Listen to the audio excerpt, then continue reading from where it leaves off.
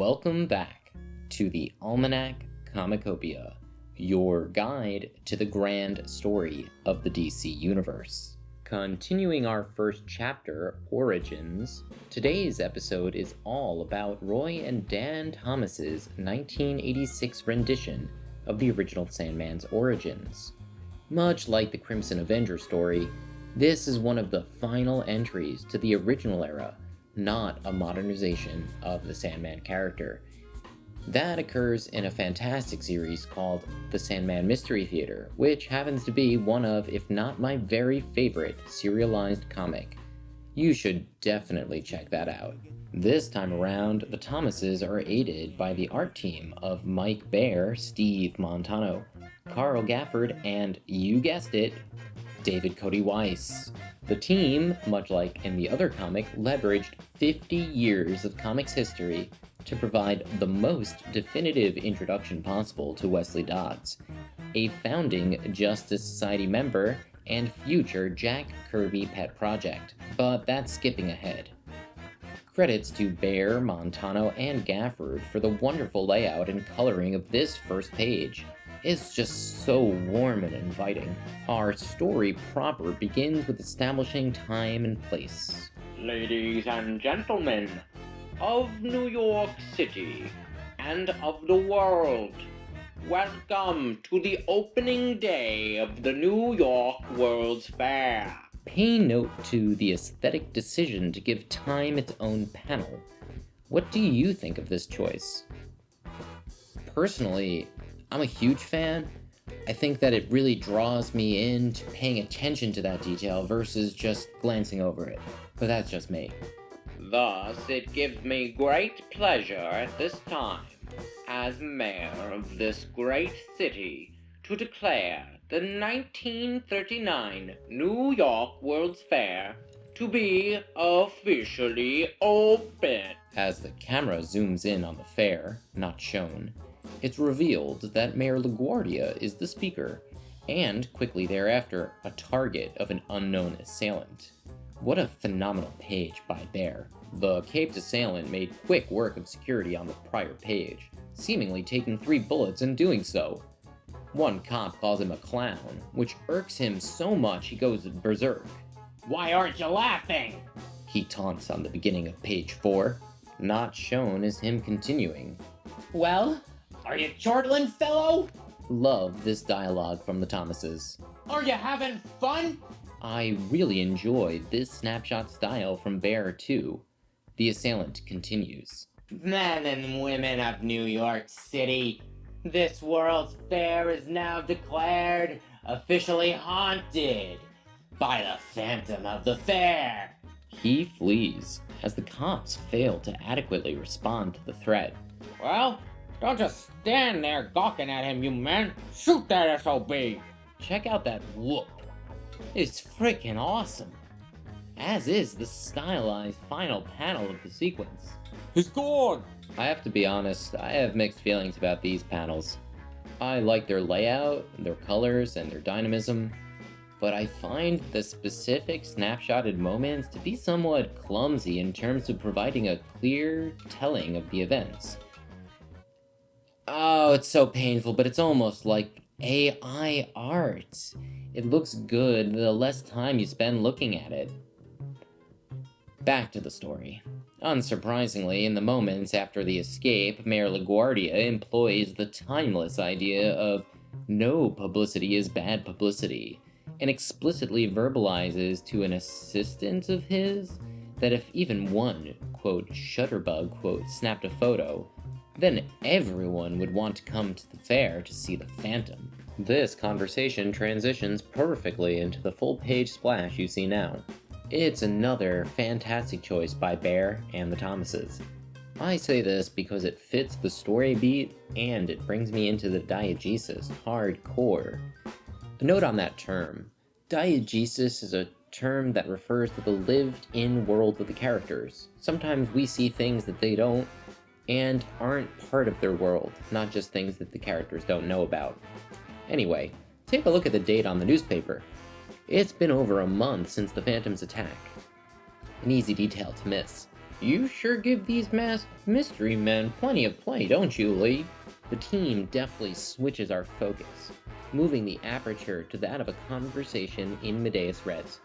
Note the speech bubble's proximity to the only non-newspaper imagery, its speaker's thumb.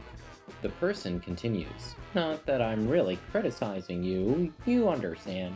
I'm sure they sell newspapers." Notice Bear's use of zoom again in this scene, coupled with a wide shot to establish the setting. So very much appreciated. As the speaker goes on, it becomes clearer who the "they" were.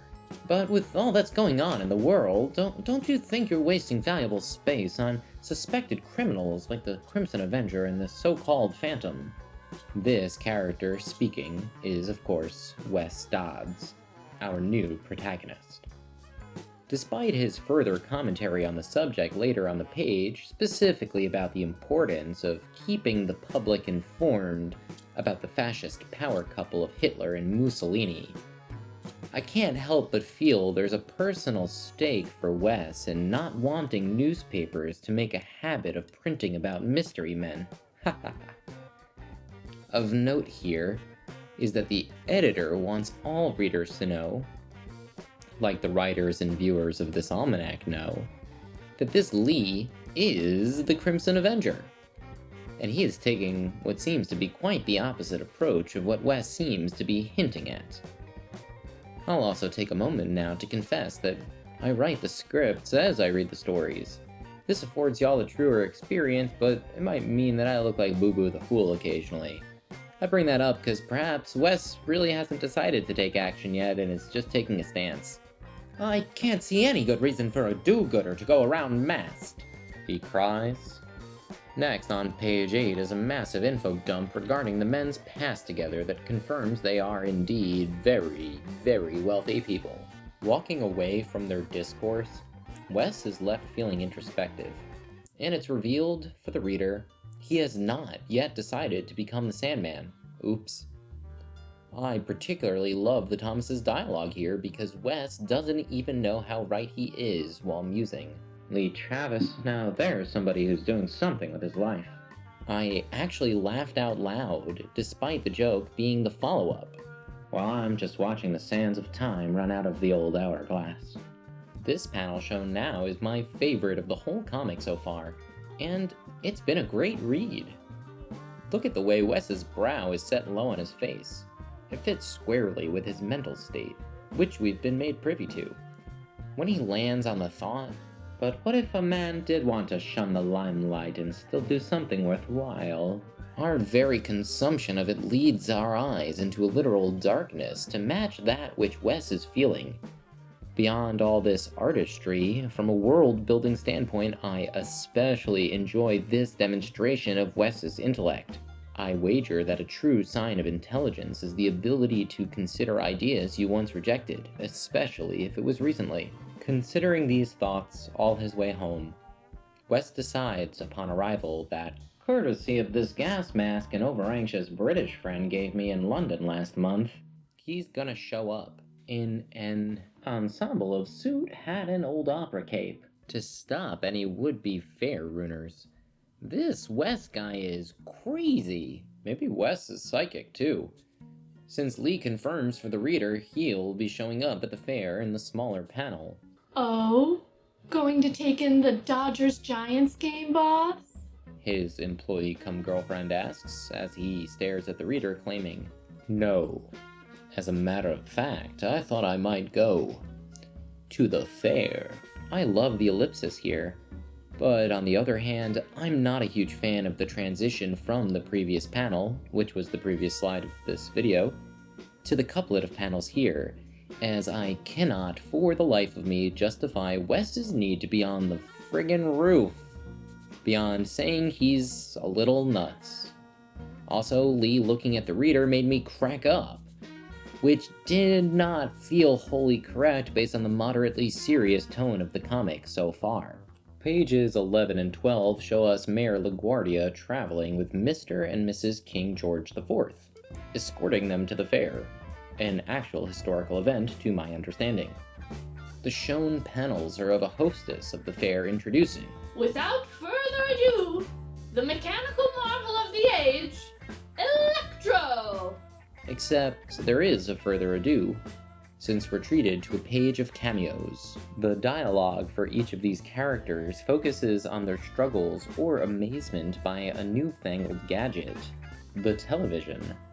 Up top, we have Libby Lawrence, the Liberty Bell. We'll be seeing more of her somewhat soon in The Boy Commandos. In the middle, we have Jonathan Law, an author whose codename is Tarantula.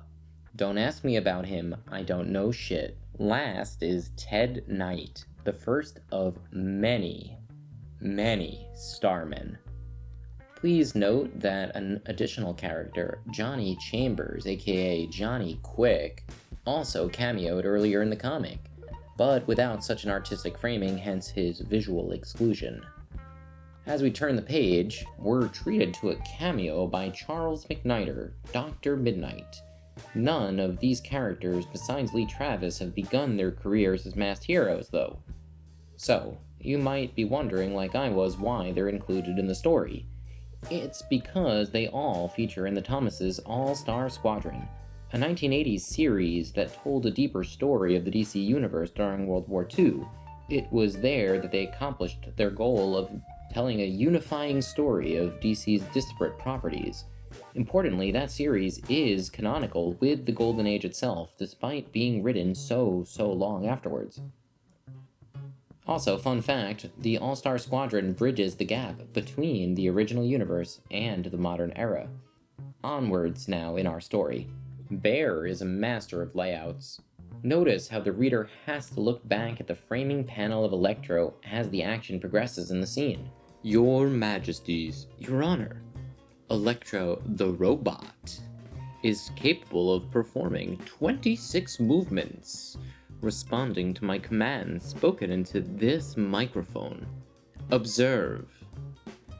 Hello, Electro. Hello, folks. The presenter continues.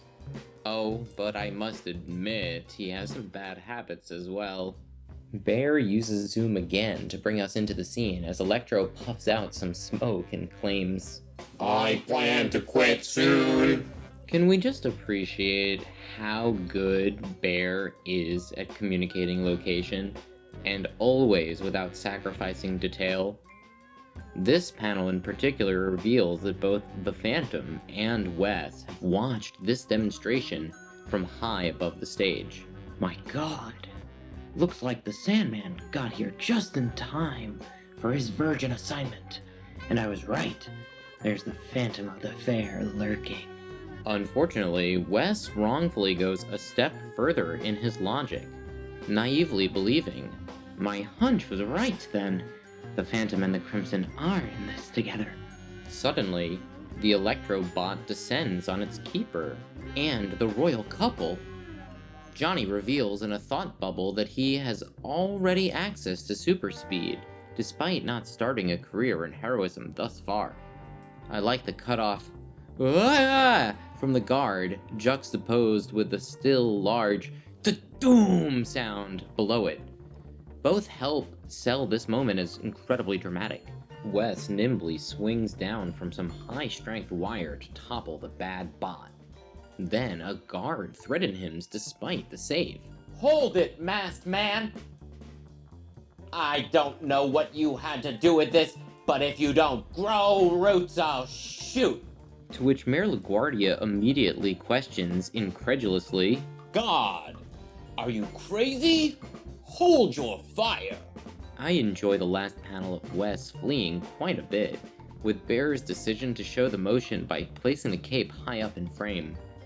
I'd also be remiss not to mention how much I like that first panel, with its dropped out background, glint of light on the barrel, which is placed front and center in lieu of its holder, and the Emanata on the mare. I feel like it sells the moment in a nearly perfect way.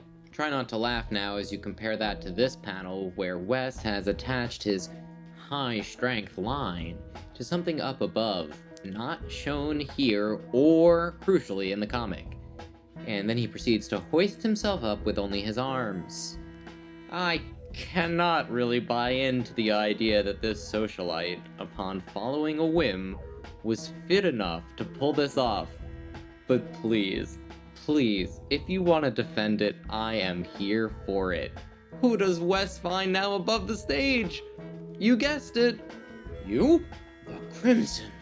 Oh, Wes can't finish his thought because the Avenger lets loose some type of gas from a modified gun. Talk about a reversal of expectations. Failing to understand the situation in the slightest, Wes cuts Lee off as the latter man tries to explain himself. Hold it, fella. You've got me all wrong. I know what you're trying to do, Crimson. During their skirmish, Wes manages to clock that Lee is just fighting defensively, and furthermore notices that his voice is somewhat familiar. Nevertheless, Wes continues to blunder. He nearly knocks the barely more experienced hero out, conveniently knocking his mask clean off. Not a good look for Lee Travis, the Crimson Avenger. Wes is shook. My God! Lee Travis? And Lee responds coolly. Now we both know who I am. What do you look like behind that fright mask? Wes unmasks for equity's sake, saying, You might be surprised. How's it hanging, old buddy? Before directing his attention back to the problem at hand. Lee Travis couldn't be in league with the Phantom. Thanks to Wes's utter noobliness at the job, he's allowed the Phantom to once again descend upon innocents, tanking more bullets in the process. The Phantom laments that he shouldn't have sent a robot to do a man's job. This stirs up a nearby bodyguard who comments that the Phantom must be some kind of demon. Here's where I send you back to hell. What a cool second panel here. Wes pulls a repeat move, toppling the Phantom in the same manner he did Electro. I don't love this choice or panel, frankly, since the emanata, that would be those non-diegetic lines meant to communicate motion or impact, cover far too much of the image, and it feels like the Phantom figure would have seen the men fighting up top and been prepared for such a maneuver. The seemingly superpowered Phantom stands up, throwing off Wes, and then he makes quick work of Lee, too. The villain then taunts Lee Travis. You know something, Crimson?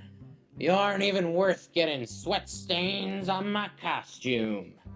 Punching him through the wall. Here, on the other side of that very wall, we see how the Thomases could not shy away, once again, from the realities of the story.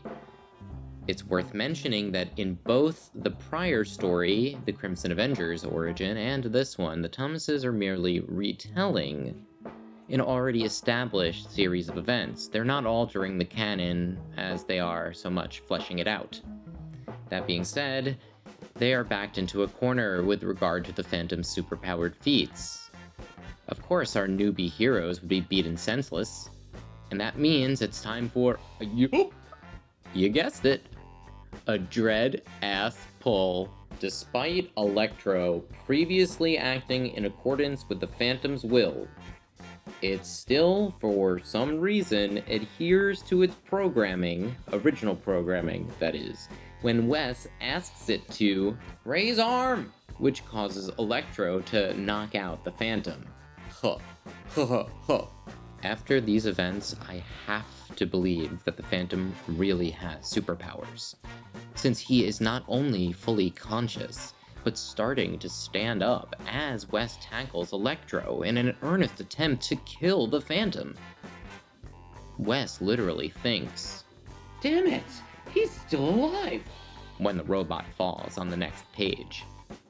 For reasons I've yet to piece together, the Phantom squeezes himself out from beneath Electro, but chooses to flee, rather than stomp out the weakened heroes. In the aftermath, since Wes was seen saving the day, he's not treated as an object of suspicion, and instead gets interviewed, wherein he informs the public, in a curated telling of the events, that the interviewer must wise up, man. The Crimson Avenger's no more a menace than I am. He was here with me to bodyguard the royal couple from a distance. Wes decides to flee before the police arrive. During his escape, Lee, who is awaiting him in a tree, tosses down what will become the Sandman's calling card, saying that Wes should consider it a gift, old friend. It goes with your mask, don't you know? The comic concludes with the men parting ways, and a final non-diegetic panel explaining that the ultimate secret of the Phantom of the Fair will be revealed in All-Star Squadron. Before that, though, we need to meet the earliest version of this squadron, the Justice Society, and we're not even ready for that either, since we've a few more heroes to meet first. Here are my final thoughts this time around. This was a fun comic. The Phantom was an imposing but entertaining figure. The Bear artwork is just so very clear. I find myself forgiving the difficulties with it communicating action. The colors were beautiful, the layouts were engaging. I will remark that Wing's absence was felt here, and I was left wondering where Lee's idea to use a gas gun even came from, considering how ready he was to just give it over to Wes. And that's about it. This has been Troy and Rachel. Hi! From the Almanac Comicopia, hoping you've had an entertaining and informative stint with us today. Tune back next time for the genesis of another one of DC's gun-toting masked crusaders. You guessed it, the Batman. Oh yeah, I said what I said.